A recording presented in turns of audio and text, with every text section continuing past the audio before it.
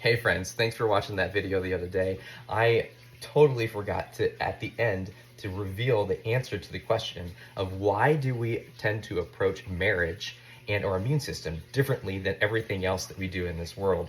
And partly because I got lost in my notes because the Wi-Fi kind of cut out. So to answer that question, a lot of times we don't prevent problems from arising in advance. We just think it's really easy to just fall in love and get married, and that's the finish line.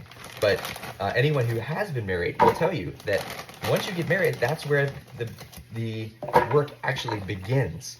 So why wait till there is an issue to actually address it, being reactive, when we could actually start learning about what it's like to have a godly marriage, what it's like to be a godly spouse, before any of those things happen. And then very similarly to our immune system, a lot of times we end up waiting till we get sick, and then we are on the back end trying to reactively find resources and fix the symptoms instead of getting to the root cause and being proactive to prevent the thing in the first place.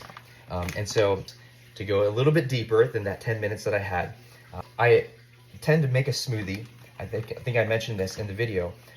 Whenever I'm giving blood 3 days prior, this is my regimen to make sure that I'm giving the best blood possible. I call it top shelf blood to those who are either fighting cancer. When I donate platelets every 2 weeks, then it goes directly to the James Cancer Hospital at Ohio State. It also helps babies, and the plasma is used for burn victims. So I load it up with tons of fruits. Here, this is my blueberries and strawberries. Got some pineapple, I put some mango, I already threw some raspberries and blackberries in there. I always get some sort of plant-based milk in here. If you like to do dairy, then you can also do some sort of yogurt. I always try to do the Greek yogurt because it has less sugar and more protein. But I love also adding, I think I mentioned to you about these encapsulated fruit, veggie, and berry powders. And I use the actual, the drink packet instead when I put it into my smoothies, because the studies show, as a journal of periodontology, that when you add a bunch of these fruits, vegetable, and berry powders into your diet, then your blood actually is infused with tons of phytonutrients to build the cells from the inside out and help to combat all the bacterial infections in your teeth, and you're building up all those T cells. Those are the ones that command and control all the other reactions that happen within your white blood cells. So you want to make sure those are nice and strong.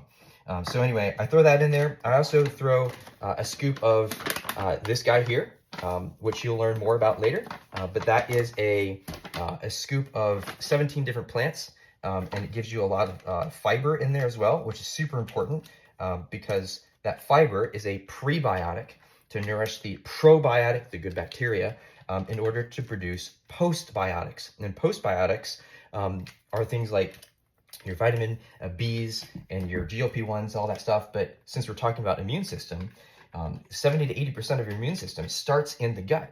And so that's why putting in, your prebiotic fibers, like this guy, you'll learn about him later, and things like sourdough bread, right? It's a fermented dough that ends up producing all sorts of postbiotics in order to support your healthy immune system to fight off those diseases and be preventative, proactive, if you will. I also have a tower garden over here that I cut off a bunch of spinach and kale. And so I'm gonna clip off some of this kale here. I'll throw in some spinach, and I kind of like to put mint and basil in there too. But anytime, again, before I give blood, I always make sure that I'm front loading all of my blood with all these great nutrients to give top shelf blood. So wanted to give you a couple more insights. At the Heart Attack and Stroke Prevention Center, we recommend this to all of our patients.